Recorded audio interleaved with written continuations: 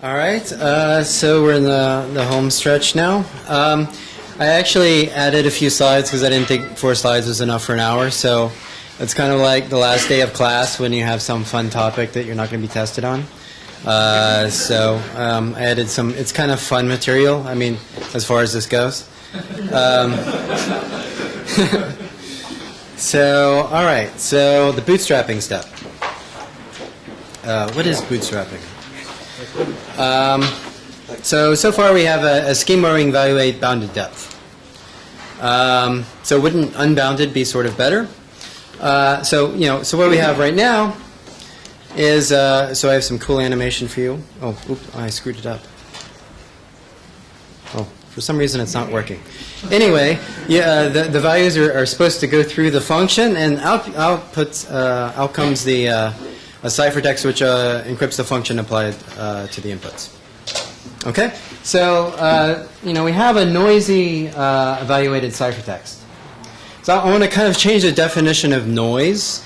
So originally, before BGV, the noise just sort of increased,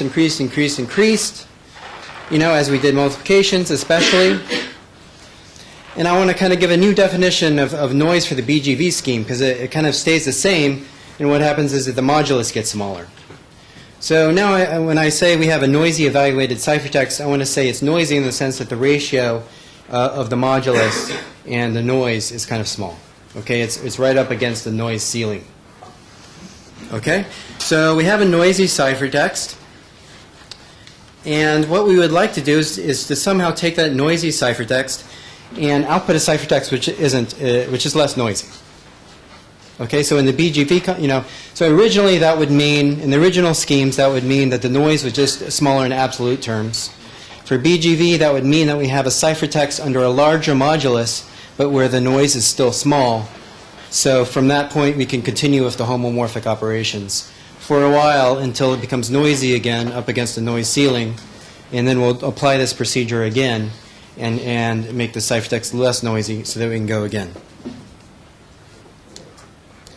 Okay, so the idea of bootstrapping is that it's going to refresh ciphertext.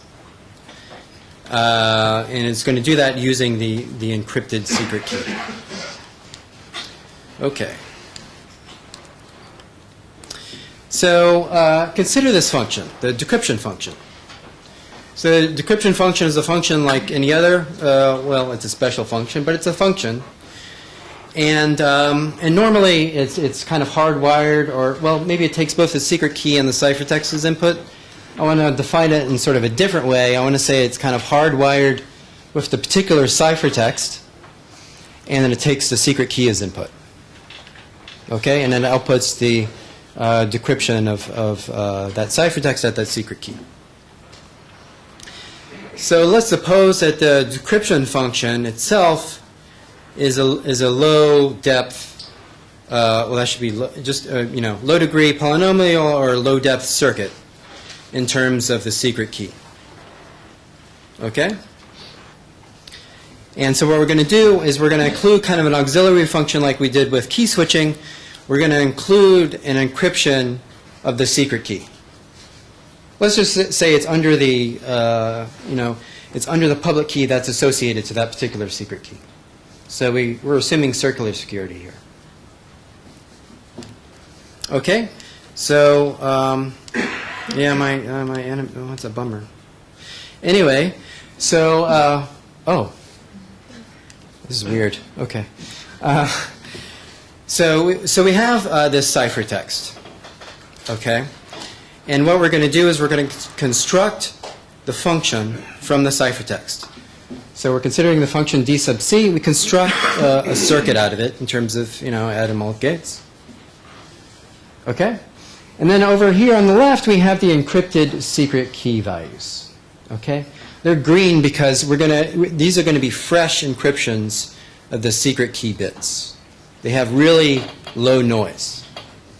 Okay, the encryption of the y value there is kind of red because then the noise level is high in that ciphertext. That's why we want to refresh it. Okay? Oh, I guess it just doesn't work here, so it was probably working for you. So what happens is, okay, so we evaluate D sub C at the secret key bits. What comes out? Well, what's inside the box. What's encrypted is the value D sub C evaluated at the secret key, which is the decryption of the ciphertext, which is Y. Okay, so we get Y encrypted just like it was before, except now I claim that it has less noise than the original ciphertext. Why would it have less noise? Anyone want to speculate?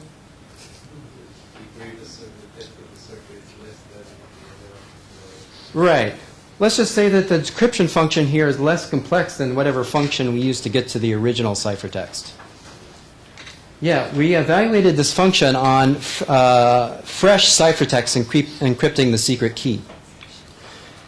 You may be worried about the fact that that this ciphertext here had a lot of noise, and you might be worried that that noise somehow enters into the noise of the ciphertext that it's output there. But that's not how it occurs, because this ciphertext here that has a lot of noise is not used homomorphically at all.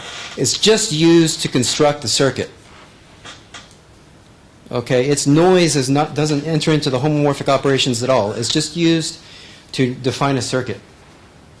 So these are the only ciphertexts that we actually use. They have low noise, and we're evaluating a low depth decryption function.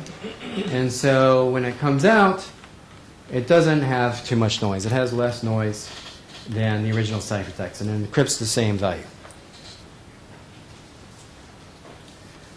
So yeah, so that's bootstrapping. It's not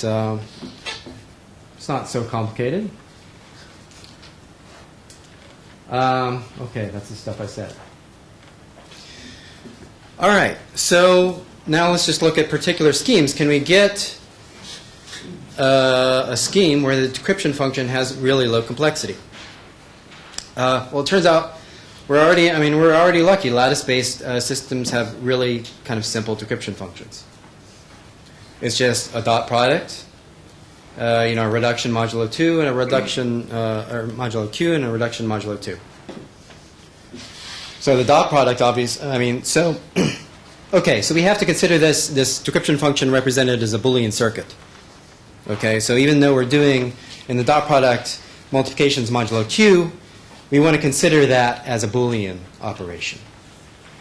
Okay, and so when you do multiplications modulo q, you have have log q bits in each number, and so when you multiply them, multiplication is a very low depth Boolean circuit. Okay, it's like log the number, the depth is log or log. It's something really small of the number of bits in the things that you're multiplying. Okay, and so you do that. You multiply, you reduce modulo q. That's also a low depth operation. And then the reduction modulo 2 is kind of automatic because you're already doing stuff mod 2. When you're evaluating something homomorphically and the plaintext space is mod 2 anyway, the reduction modulo 2 kind of happens automatically in some sense. Okay. We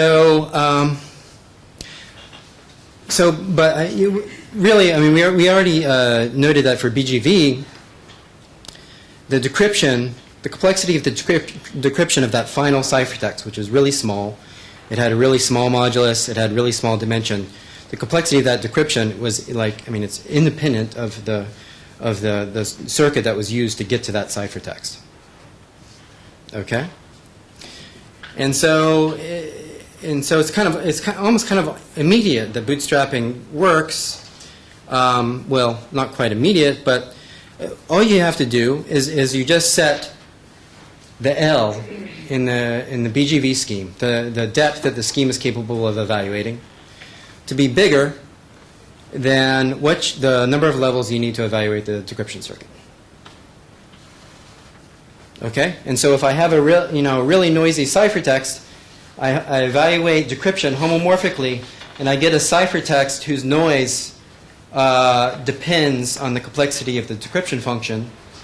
and then I can evaluate, maybe one more multiplication to get a really noisy ciphertext, and then I can keep going back like this. And so since we've just defined the L in BGV to be at least one bigger than what can be used to evaluate the decryption function, we're always good, because when we do this homomorphic decryption, we come back to a point which is just a little bit short of how far we can go in BGV.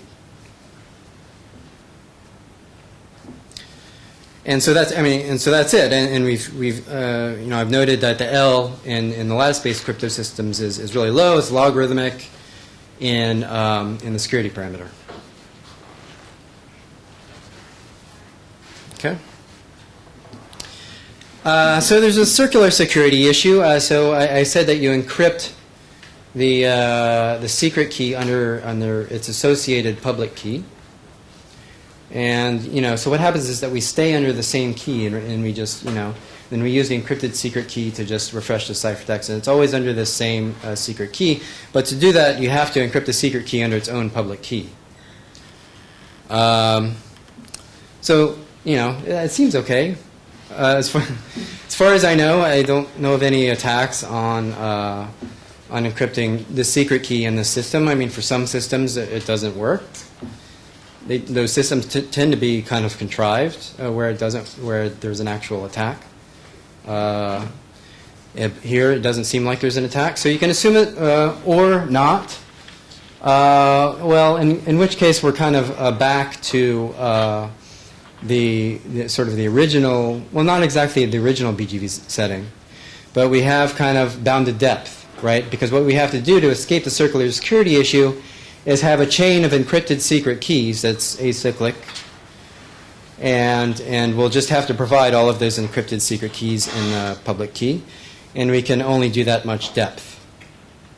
It's actually a little bit better than BGV because in BGV, if we didn't have this bootstrapping step and we wanted to evaluate a circuit of depth 1,000, the biggest modulus would be like the noise level to the 1,000th power.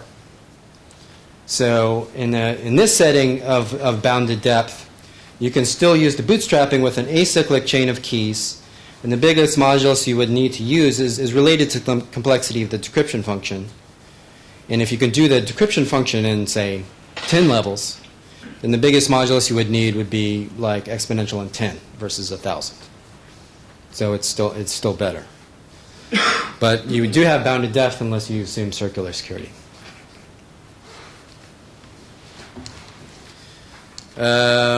Okay, so yeah, I kind of said that. The decryption function for lattice-based systems is just logarithmic depth. Okay, and so if you plug all of this in, so what sort of, let's just assume circular security. So how big is the ciphertext? Well, it turns out it only has to be quasi-linear in the security parameter. That's because basically in the old system, in BGV, the size of the ciphertext was linear in K, but polynomial in the depth that we're evaluating. The main depth we're evaluating now is the decryption function, +1. And so we only need the ciphertext size to be quasi-linear. In the ring LWE schema, if you use fast Fourier transform, that means that the ciphertext operations, the addition and multiplication, are also quasi-linear. So bootstrapping, so it depends on whether the ciphertexts are encrypting singletons or we're using the batching. So we can use the batching here. No, if it's just singletons, then, so the size of the decryption function circuit overall, it's log depth and it's kind of linear wide, and so it's sort of quasi-linear in size overall, and each ciphertext is quasi-linear. So bootstrapping overall, a ciphertext is like quasi-quadratic because it's a quasi-linear function. Except we've replaced a bit with a whole big ciphertext encrypting that bit, and so it's quasi-quadratic. But with batching, we can actually kind of batch homomorphic decrypt a bunch of ciphertexts. So So if you have a circuit that's kind of wide, then you're evaluating it, and you're at some level. You just want to refresh all the ciphertext at that level. You have a lot of ciphertext. You can just stick them into slots, plain text slots, and then just using batching, you can reduce the amortized complexity of homomorphic decryption bootstrapping back down to quasi-linear. Okay? Right. Oh, it's actually a little bit, no, sorry, it's actually even better than that, because like the number of ciphertexts, if you look at, so again, the decryption circuit is actually log depth and linear wide, and we can stick a whole linear wide thing inside a constant number of ciphertexts, because each ciphertext has a lot of slots. And then we can do each depth of the circuit with only a constant number of ciphertext operations. Just because, I mean, it's log depth, and I've showed you how if the permutation networks and everything, basically you can, if you go through each level of the circuit, there's a permutation that's required, that's log depth. And then the level itself has it's all addition or all multiplication, and you can just do that with a constant number of ciphertext operations. So is that kind of clear? I kind of smudged that a little bit. So again, the decryption function is log depth. It's formed with a number of levels. Each level is all adds or all multiplies, let's say. We know we can batch that sort of operation. And then the wiring between the circuits is a permutation, which I discussed before. Using a butterfly network, you can do the permutation in a logarithmic number of levels. And so overall, you only need a logarithmic number of ciphertext operations to homomorphically decrypt a ciphertext which itself might already have a lot of data inside it, maybe packed with values. Okay.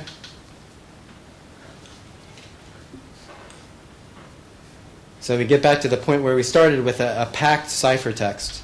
I mean, the batching is compatible with this. So when we homomorphically decrypt, we come back to a ciphertext which is packed with a lot of plain text. So, and in between the start and begin levels, we have a polylog number of ciphertext operations to get us there. Basically, a constant or logarithmic number per level of the decryption function. Okay. So that's basically the FHE with polylog overhead result. So that. I think that's, I only put 4 slides. I got kind of lazy with the slide making at some point. It was just, it was kind of taxing to make all these slides. So I only did 4 slides, but I think that given the machinery that that we've had before, I've talked about before, it's pretty straight, it seems almost automatic.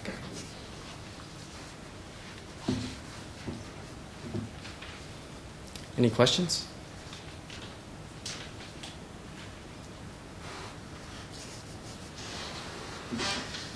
Okay, so now for the fun stuff. Okay, maybe I shouldn't get your hopes up. So here we've talked about lattices the whole time, and there are other algebraic structures that are used in cryptography. I just want to, just in case you, I don't know. I mean, in case you didn't know or forgot, after 20 hours you might forget. So I want to talk about a system that combines lattices and El-Gamal to construct an FHE scheme. I should mention this is with Shai and Nigel, just Shai and Fox. So El-Gamal, really? Okay. I doubt you're familiar with anybody's familiar with this result, but. So okay, so let's say our goal, is basically to construct a somewhat homomorphic encryption scheme that's powerful enough to use the bootstrapping step. So it's powerful enough to evaluate its own decryption function. Okay.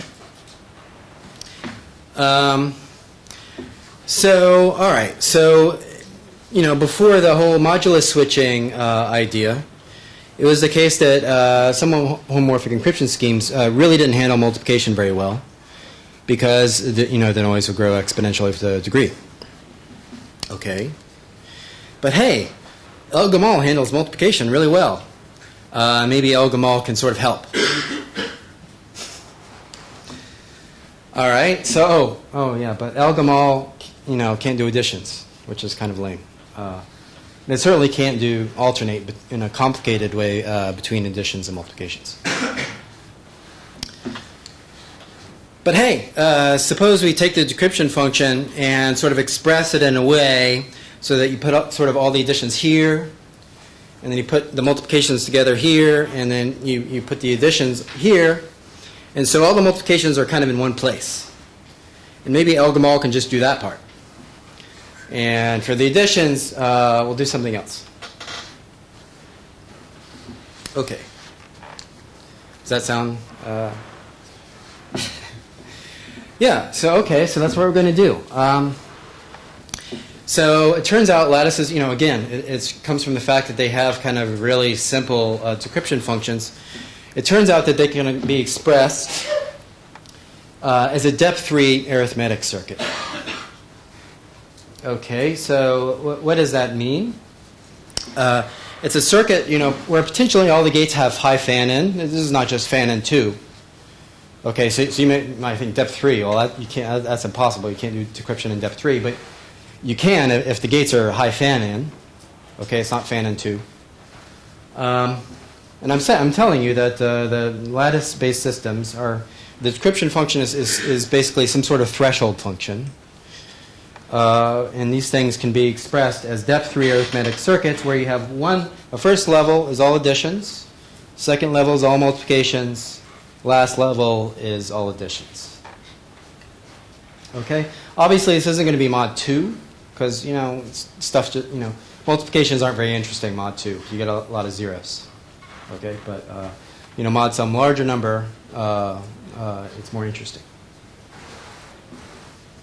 Okay?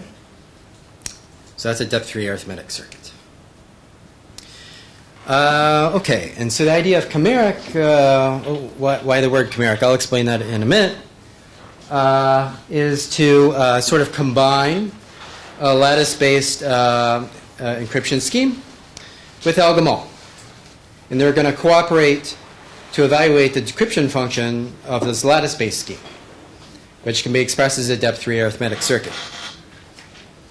Okay? And so here's how we're going to use the depth 3 arithmetic circuit that this, which is this decryption function of the lattice-based scheme. Okay, so we have a lattice-based ciphertext that we want to refresh. We express it as a depth 3 arithmetic circuit. There's some bottom sums that we have to do in the first layer. What we're going to do with the bottom sums is it turns out that all the sums that we need, we're going to have a very special sort of depth 3 arithmetic circuit for the lattice-based decryption. It's a restricted depth 3 arithmetic circuit, restricted in the sense that we already know which sums we have to take at the bottom. They're all a constant plus a secret key bit. So we know ahead of time which sums we have to do in the bottom layer. Okay, we're going to kind of, in the multiplication step, we're going to multiply different subsets of these sums, so we'll get, some rich complexity out of the circuit, but the bottom sums are all restricted. So we could just go ahead and encrypt those values under El-Gamal because we know what they are. Okay, so we don't have to worry about the addition. We pre-compute it, and we put it inside an El-Gamal ciphertext. Products, we just do them using El-Gamal. All right, so now we have an El-Gamal ciphertext, and we want to add the plaintext that are inside them. So what we have to do is we have to translate the ciphertext from being under El-Gamal to being under lattices. So here's so we've talked about homomorphic decryption of within a system. You know, this is homomorphic decryption across systems, and the purpose is to translate a ciphertext that's under El Gamal and to get a ciphertext that's now under lattices. I'm just going to put the El Gamal secret key encrypted under the lattice-based scheme. Then I'll just take my ciphertext, and if I can evaluate the decryption function of El Gamal under the lattice-based scheme, then I'll just run that, and I'll get an encryption of the same value, but now under the lattice-based scheme. Just for the same reason as before, when we ran decryption homomorphically, we got an encryption of the same value. Is that clear? Okay. So there's a translation step, and then finally, when it's back to lattices, we can add really easily. Okay. When we add, the noise doesn't increase much, and so that's fine. It's just the multiplications that we wanted to avoid under the lattice-based scheme. You're assuming the translation step has multiplications. No, I'm assuming that I'm just going to take 1024-bit El Gamal, and I'm going to say that, okay, some multiplications are needed to evaluate decryption, but maybe it's only like degree 1024. And then I'm going to pick my somewhat homomorphic encryption schemes that can evaluate degree 1024. So it's a fixed step circuit. Once you fix El Gamal, it's a fixed step circuit. What about the modular reduction inside El Gamal? If El Gamal is modulo P, I'm going to pick my plain text space to be modulo P. You may be worried about, you may think of exponentiation as a very high degree operation. Is that the issue? No. In the product, in step 2 in the product, you're doing. You have problem with El Gamal. I mean, do you want to multiply integers, or you're multiplying things in the subgroup of the quadratic residues, right? Oh, you're saying we want to restrict your quadratic residues, and look, if you just set your plaintext space to be mod P, then the multiplication, the homomorphic operation in El Gamal just involves multiplications modulo P, right? So I'm going to pick a lattice-based scheme that can handle a few multiplications modulo P, where the plaintext space is modulo P in the lattice-based scheme. And like I said, normally exponentiation is really high degree, but there's kind of a way through some sort of pre-processing that I'll show you that you can get it down to be 1024 rather than 2 to the 1024 degree.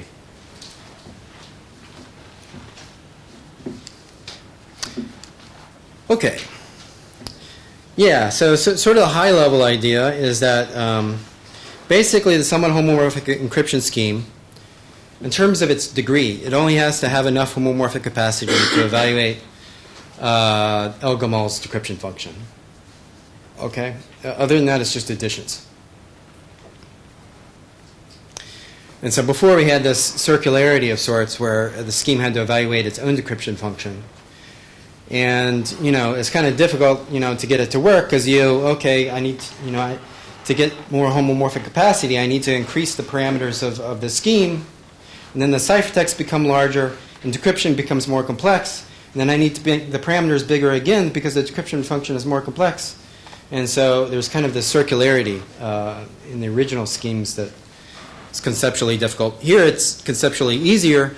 I'm just going to pick my El Gamal scheme, and then I'm just going to pick my lattice-based scheme so that it's powerful enough to evaluate that particular El Gamal scheme. So there's less self-referentiality. Okay, chimeric. I like to use strange animals in my talks, clearly. So a chimera is a monster fire-breathing female creature composed of, so it's a lion, and then it has sort of a goat on its back. And I like to mention that the goat is really should be a camel, because El Gamal means camel in Arabic. So that's going to be sort of the, El Gamal is going to be sort of sandwiched in the middle. And then it has like a serpent's tail. and the serpent's tail represents bootstrapping. If it were in its mouth, that would be even better. So this is a perfect representation of the scheme. And even more appropriately, the term chimera means sort of an impossible or foolish fantasy, which is appropriate when you consider trying to implement this. Okay. So I'm not going to say a lot about how exactly you express. Well, let's see, how much am I going to say? Okay. How exactly you express the decryption function in lattice-based schemes as depth 3 arithmetic circuits. It's kind of tedious, and it has nothing to do with lattices. Well, it has something to do with lattices, but it's not. So it's not so interesting. And anyway, it was already done for Regev's cryptosystem. What we need, like I mentioned at the beginning, is not just any depth 3 arithmetic circuit. We need a sort of a restricted depth 3 arithmetic circuit where the bottom sums have this particular restricted form. They didn't really do that exactly, so there's a little more work to do to show that for lattice-based systems you can get a restricted depth 3 arithmetic circuit.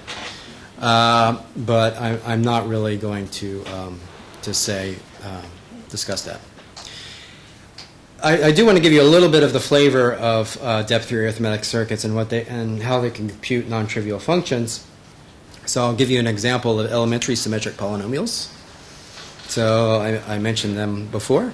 So they're just the sum of all monomials that are product of, in this case exactly k distinct variables. And so it turns out that all of the elementary symmetric polynomials can be expressed as depth 3 arithmetic circuits, modulo p. So you need p to be large enough for this to work. So, okay, so how do you do that? Well, just consider this polynomial here. It's a polynomial where z is the variable. And if you just multiply together all of these terms and consider what are the coefficients of the powers of z in this polynomial, well, what's the constant term in this polynomial? It's just the product of all the x's. That's a symmetric polynomial. What's the coefficient of z? It's the sum of all products of k I guess n minus 1 of the x's. That's a symmetric polynomial. So the coefficients of the powers of z are all the different elementary symmetric polynomials. Okay? Because when you take a product of n of these terms, you pick say you choose some number of z's, 10 z's, and then you can have any possible combination of n minus 10 of the other different x's, and so it's symmetric. Okay. All right. So now the question is, how do we compute this polynomial p of z? If we can compute that.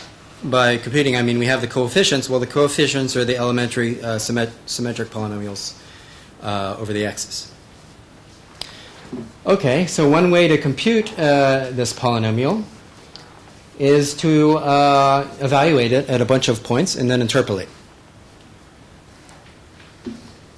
Okay, so that's what I'm going to do. I'm going to pick n plus 1 points. Okay, I need p to be at least n plus 1, so I have different points. And then I'm going to take all of these different sums for the different points and the different x's. Those are my bottom sums. They have a restricted form. And then I'm going to interpolate. Okay, so I'll evaluate and then interpolate. So basically, I evaluate this polynomial at a sub j by taking the product over all the i's of this, right? I just stick my a of j in there, and then I have a product of all these terms of the different x's in it. Okay, so evaluation is really easy. I just have to compute all these sums first, And then I just compute a lot of products, right? And I'm going to stick one extra thing on the product, which is a Lagrange interpolation coefficient, because here, once we've done all the evaluations, we're going to interpolate, which at this point is, since we've already done the multiplication here, it's just a sum. Okay, so that's, so sums, products, and sums. And we can get all the coefficients, which are the elementary symmetric polynomials. Okay, so those are the, so a slight generalization of elementary symmetric polynomials are the multilinear symmetric polynomials. And those are just where, basically they're just, different linear combinations of the elementary symmetric polynomials. A multilinear symmetric polynomial is one that's symmetric, and the multilinear means just that in every monomial, the degree of all the variables is at most 1. Okay, so you don't have like an x sub 3 squared. Okay, all the powers only go up to 1. And for that reason, the multilinear symmetric polynomials are just linear combinations of the elementary symmetric polynomials, which have this multilinear property. And it turns out that basically decryption could be expressed as one of these multilinear symmetric polynomials. And I'm not really going to explain that. Yeah. Just some rough intuition is that, again, lattice-based decryption is like a threshold function, like some sort of majority type function. Right? And majority is a symmetric polynomial. If you want to, so you have a bunch of bits, zeros and ones, you want to compute the majority. The majority only depends on the Hamming weight of the vector, right? The number of ones. And so for that reason, it's symmetric. It's just, it only depends on the sum. And if you take any power of the sum of the variables, well, okay, it's not multilinear, but it is symmetric, right? It's symmetric. And the reason why in our particular case, well, it is multilinear if the variables are confined to 0 and 1, because you take 1 squared, it's 1. You take 0 squared, it's 0. And so you can beat the degrees back down to 1. And so that's kind of why it's a rough sketch of why decryption is a multilinear symmetric polynomial. Okay, so now to the fun part, to the construction. All right, so I'm going to take El Gamal, the usual thing. I have P, it's a safe prime. The plaintext space is the set of quadratic residues. Then I'm going to have a somewhat homomorphic lattice-based scheme where the plaintext space is modulo P. So it's a big fat plaintext space, bigger than we're used to using, but it's not a significant issue. And I'm assuming that, and I've told you that the lattice-based scheme has a decryption function which can be expressed as a restricted depth 3 arithmetic circuit, where the bottom sums have that restricted form that we saw in the elementary symmetric polynomials. All right, so here's key gen. I generate my El Gamal key. The secret key is an exponent. And then the somewhat homomorphic, how the key is expressed exactly, I don't care. I only care that it has, this particular depth 3 form for decryption. So there's some secret key bits. And I do this for each level. So basically the idea is that the two schemes are going to kind of, be paired and rolled together like, the acrobats do or something. So I'm going to encrypt the individual bits of the El Gamal secret key under the somewhat homomorphic encryption scheme for the next level. And also the somewhat homomorphic key under the El Gamal key. But we have to do that in a particular form because of the restricted nature of the bottom sums, right?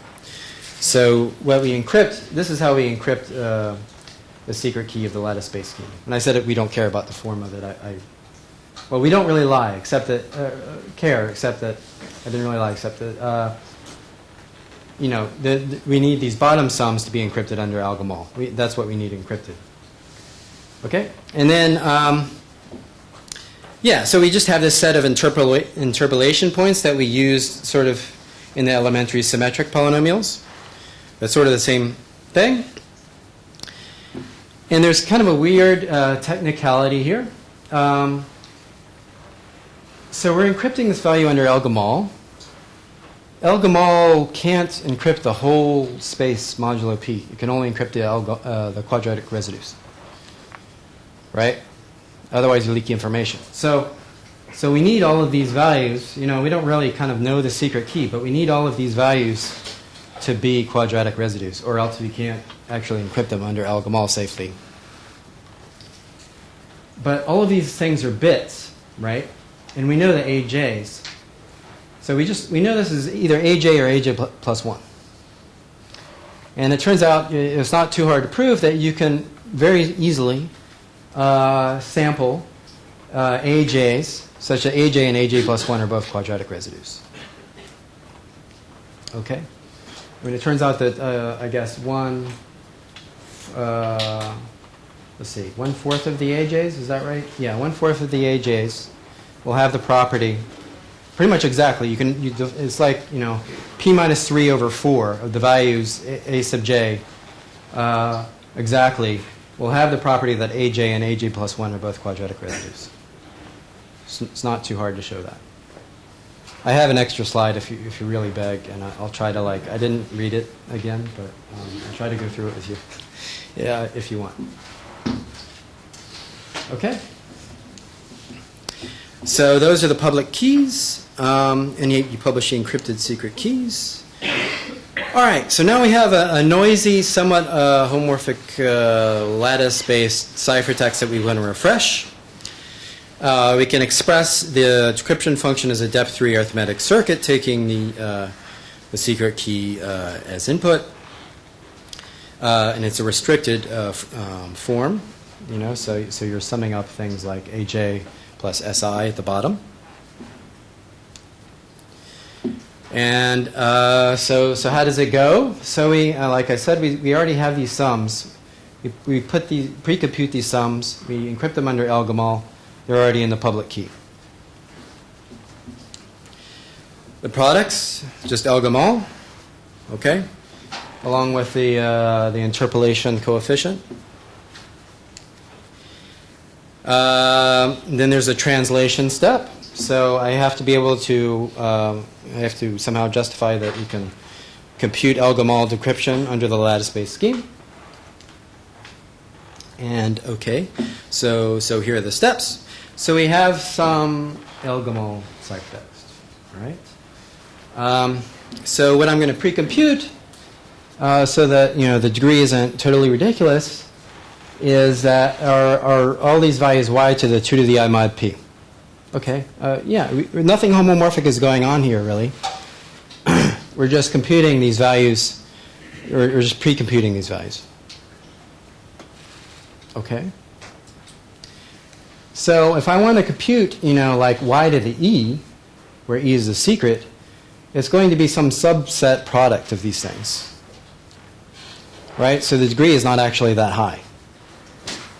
Because e can always be expressed as some subset sum of these exponents. Okay? So first we have to extract out either y to the 2 to the I or y to the 0, you know, because, you know, depending on whether that bit is 0 or 1 in e, and that's easy to do, just like this. Okay? Yeah. So yeah, I mean, we have that bit encrypted under the lattice-based scheme, and we have y to the 2 to the I. We just have it right there, so we can compute this function, which either extracts, you know, if this is a 1, it extracts y to the 2 to the I, and this part is 0. If it's a 0, this part goes away, and we just have y to the 0. Okay? And then, like I said, we're just going to, you know, compute a subset product or sorry, just a complete product of the terms that we computed here inside the lattice-based scheme. And what we'll get is y to the e. Okay, we'll get this y to the e. And we'll do sort of, so once we get that to the e, basically we multiply it with that inside the somewhat homomorphic encryption scheme. Now we have m encrypted under the lattice-based scheme. Right? And so what's the degree? The degree is log q, where q is like the order of the Diffie-Hellman group.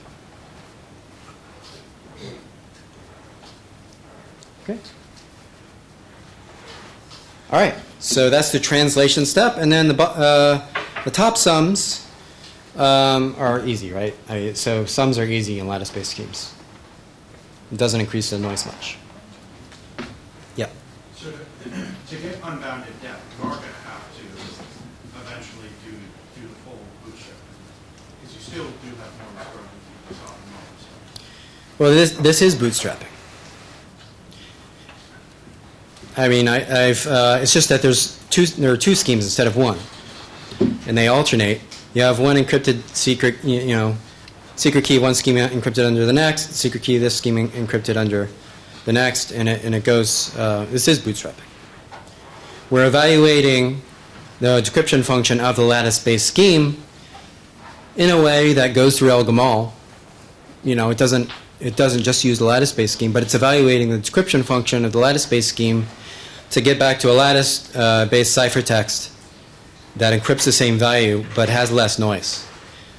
And why does it have less noise? Because hopefully, the degree of El-Gamal decryption is 1024, and maybe our noisy ciphertext was like as if we evaluated degree 1025.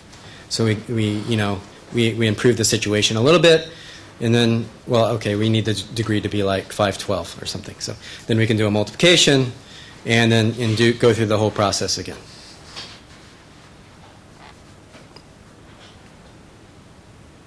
Is that? You still don't seem happy. That's a bigger issue. Okay. All right. So like I've said this already. So we just need the capacity of the lattice-based scheme to be big enough so that we can evaluate sort of twice the degree of El-Gamal decryption, twice because we want to do a multiplication after we've refreshed the ciphertext.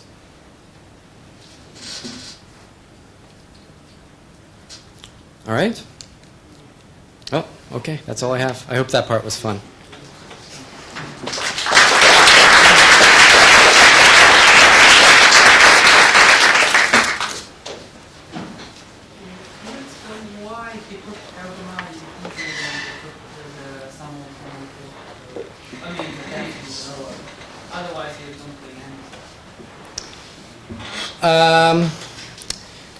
Okay, so the motivation for this scheme was that originally, a year ago, the schemes all had used this squashing.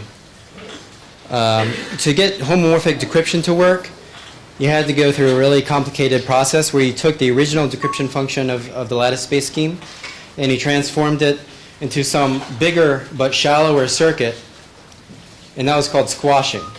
And the squashing introduced an additional assumption called the sparse subset sum assumption. And basically the assumption was that if you have a set of numbers where there might be a sparse subset that sums to 0 modulo something, you can't really distinguish whether there is or not. Okay, so that's the sparse subset sum assumption. So the previous schemes introduced this, you had to use this additional assumption. And so the motivation for this result back then was to get rid of this assumption. This doesn't use that assumption.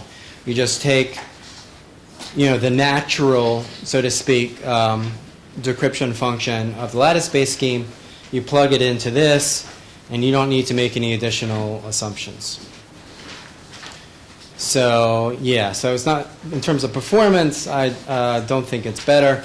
If you can use modulus reduction in connection with this scheme to evaluate the product, right? So when you do algol decryption, you take it's just sort of a, well, yeah. Once you do the let me go back to this. You know, once you compute this, it's just a product of all these terms inside the lattice-based scheme, right? And the depth, you can use kind of the BGV techniques, the modulus reduction, to get, you know, this to be a logarithmic depth circuit instead of, you know, and so you can use kind of combined techniques. So it's probably not better in terms of performance, though, realistically.